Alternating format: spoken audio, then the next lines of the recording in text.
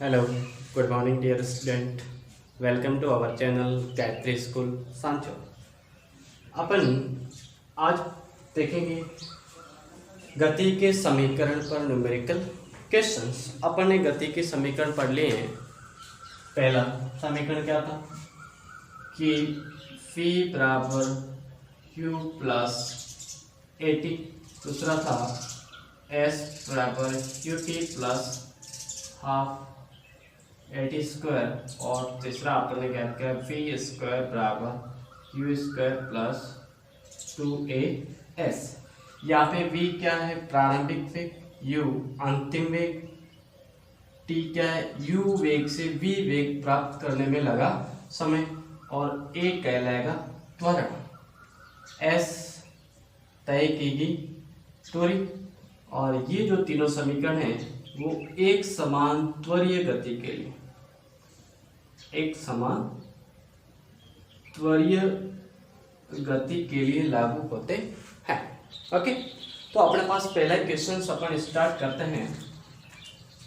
Question क्या है कि यदि कोई रेलगाड़ी विरामावस्था से चलना प्रारंभ करती है और 5 मिनट के अंदर वो 72 किलोमीटर प्रति घंटा का वेग प्राप्त कर लेती है, तो माना कि त्वरण एक समान है।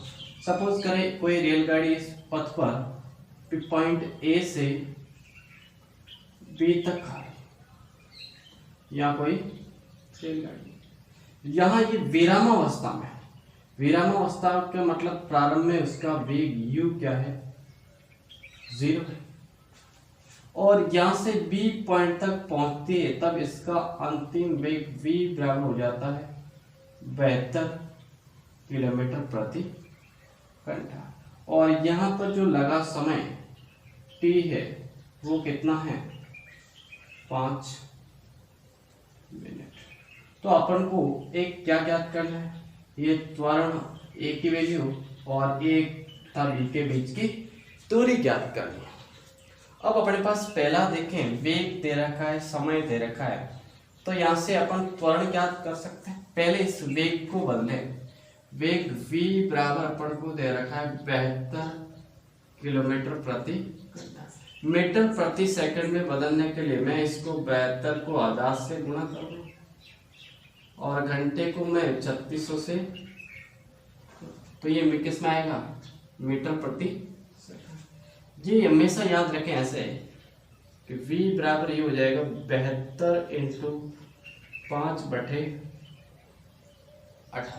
5/18 मीटर प्रति सेकंड। ठीक है, 18 चक 72 और v बराबर यहाँ पर हो गया 20 मीटर प्रति सेकंड। ओके, और समय t बराबर 5 मिनट, 5 इंटू 60, t बराबर कितना होगा 300 सेकंड। अब अपने पास यहाँ पे a गति का प्रथम से कि इक्वेशन फर्स्ट, ओके, v बराबर u plus A T, u 0 और v कितना दे रखा है आया 20, 0 प्लस a इंटू 300, तो a बराबर हो जाएगा 20/300 डिवाइड बाय, तो a बराबर 1/50 मीटर प्रति सेकंड। कितना है a बराबर 1/15 मीटर प्रति सेकंड स्क्वायर। अब अपन को पूछा क्या है आगे, तय की गई दूरी। तय की गई दूरी के लिए अपन इक्वेशन सेकंड के इक्वेशन ऑफ मोशन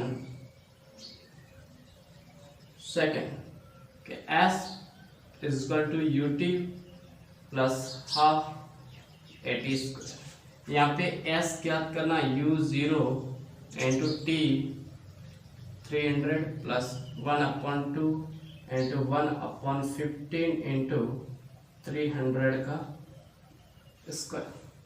ठीक, तो s बराबर ये 0, तो ये हो जाएगा 1/30 इंटू 300 इंटू 300 तो एस बराबर लगभग कितना आ जाएगा 3000 मीटर। तो जो रेलगाड़ी है विरामावस्था से प्रारंभ करके ए बिंदु से बी बिंदु के अंदर जो 5 मिनट के अंदर वो 3000 मीटर या फिर अपन कह सकते हैं 3 किलोमीटर दूरी तय करेगी और उसका त्वरण था 1/15 मीटर प्रति सेकंड स्क्वायर। तो ऐसे क्वेश्चंस अपन को पूछे जाते हैं।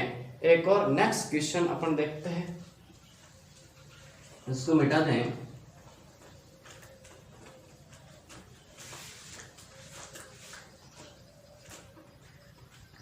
लिखने के लिए थोड़ा पॉज कर लेते हैं।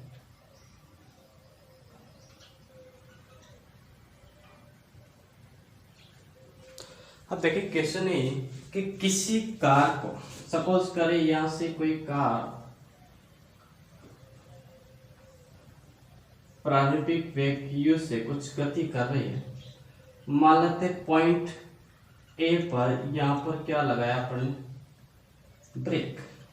ब्रेक लगाने के पश्चात वो कुछ दूरी तय करेगी और ब्रेक लगाने पर वो मान लेते बिंदु बी पर आकर रुक गई, अर्थात यहाँ पर इसका अंतिम वेग क्या प्राप्त हुआ 0 हुआ। और यहाँ से यहाँ तक जो समय लिया है इस गड्डी ने वो कितना है 2 सेकंड। 2 सेकंड की कार को ए बिंदु पर ब्रेक लगाएं तो बी बिंदु पर आकर रुक जाएगी कितने सेकंड में 2 सेकंड के अंदर। तो एक तो 2 सेकंड में कितनी दूरी तय करेगी। और पहला देखते हैं इस प्रारंभिक वेग इसका क्या होगा। अब इसको देखने के लिए अपन जानते हैं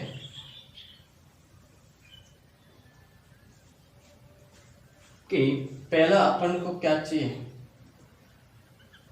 ये एक चीज और दे रखी है अपन को त्वरण a इक्वल टू माइनस का 6 मीटर प्रति सेकंड। माइनस क्यों, क्योंकि ये कैसा है गति के विपरीत दिशा में, गति के विपरीत दिशा में, इसलिए इसको अपन क्या लेंगे माइनस लेंगे। तो अपने पास इसका प्रारंभिक वेग ज्ञात करने के लिए from equation of motion first v equal to u plus at, यहाँ पे अपन को दे रखा है v equal to 0 and a equal to minus का 6 मीटर प्रति सेकंड। Put the value and find out 0 equal to u plus minus का 6 इंटू टाइम कितना 2, तो यहाँ से u इक्वल टू कितना आएगा 12 मीटर प्रति, u इक्वल टू 12 मीटर प्रति सेकंड। प्रारंभिक का क्या है, अब उतने ही समय में तय की गई दूरी ज्ञात करनी। तय की गई दूरी के लिए अपन इक्वेशन सेकंड कि s equal to ut plus half at square, इसको ज्ञात करें अपन तो s u की वैल्यू 12, समय 2 सेकंड प्लस 1/2 माइनस का 6 इंटू 2 का स्क्वायर। तो s इक्वल टू ये हो गया 24 माइनस 1/2 इंटू 6 इंटू 4। तो s इक्वल टू ये 24 और minus 12, then s equal to 12 metre. तो कितने मीटर दूरी तय करेगा 12 मीटर दूरी तय करता है। ये तो अपन ने बात की कब, जब जमीन पर, कैसे जमीन पर अपन ने फेंका। अब अपन बात करते हैं यदि अपन ऊर्ध्वाधर आकाश के अंदर किसी गेंद को फेंकते हैं,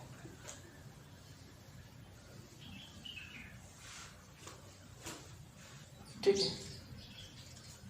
यदि गेंद अपन बात करते हैं 2 केस,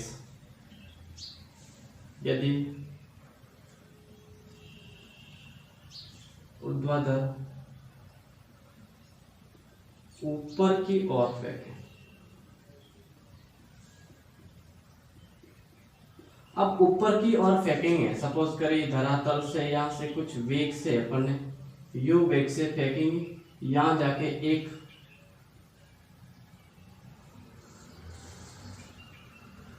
अधिकतम ऊंचाई पर जाकर यहाँ पर रुक जाएगी। तो यहाँ पर अपने पास त्वरण है वो धीरे धीरे क्या हो रहा है, कम हो रहा है। तो अपने पास गुरुत्वीय त्वरण जी ऐसे होता है और जी की वैल्यू होती है 9.81 मीटर प्रति सेकंड। लेकिन ऊपर की ओर फेंका जाएगा तो जी अपने पास कैसा लेंगे, माइनस का 9.8 मीटर प्रति। कैसे, अगर अपन ऊपर की ओर फेंका जाता है, अगर नीचे की ओर फेंके ऊर्ध्वाधर ऊंचाई से अपन ऐसे फेंका जाए तो जी अपने पास कैसा रहेगा, पॉजिटिव 9.8 मीटर प्रति सेकंड। ये कैसे, आप ध्यान रहे कि जैसे अपन पृथ्वी तल से ऊपर फेंकेंगे तो धीरे धीरे उसका वेग कम होगा, मंदन। और मंदन ये क्या है, गुरुत्वाकर्षण का नेगेटिव वेग, ये चीज ध्यान रखते हैं। चलो क्वेश्चन करते हैं।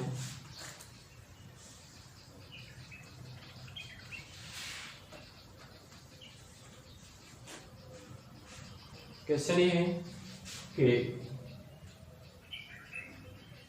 यदि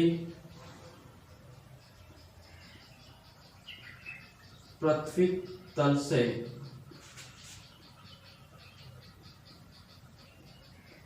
ऊर्ध्वाधर ऊपर की ओर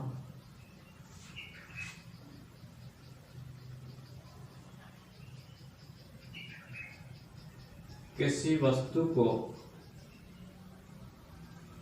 30 मीटर प्रति सेकंड से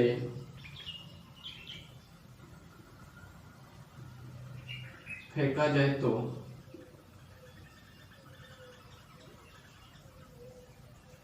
ज्ञात कीजिए। पहला, अधिकतम कितनी ऊंचाई तक जाएगा, अधिकतम ऊंचाई। सेकंड, हमारे पास अधिकतम ऊंचाई तक पहुंचने में लगा समय।